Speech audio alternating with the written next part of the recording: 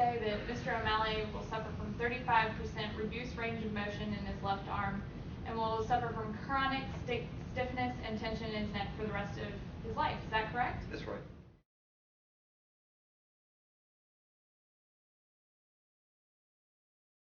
Now, Dr. Yang, would you expect someone with those sorts of injuries to be able to do such a strenuous activity as move heavy boxes every day?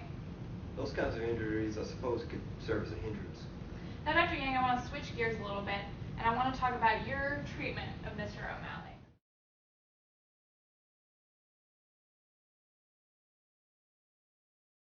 Now, when Mr. O'Malley arrived in your emergency room, he was wearing a neck brace, wasn't he? Yes.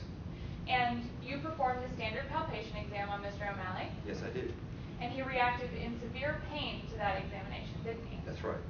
And you observed Mr. O'Malley's range of motion, didn't you? Yes. And his range of motion was extremely limited, was it not? It was limited, yes.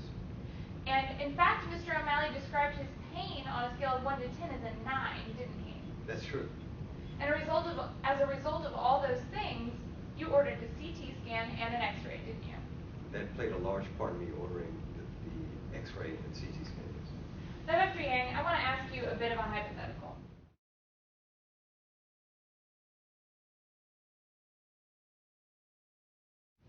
If Mr. O'Malley had arrived in your emergency room, not wearing a neck brace, had responded normally to a palpation exam, had described his pain level as a 1 on a scale of 10, and had exhibited no limitations in range of motion, you wouldn't have ordered a CT scan, would you?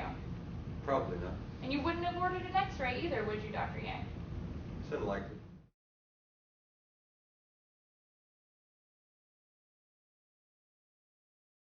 Nothing further, Dr. Yang. Thank you.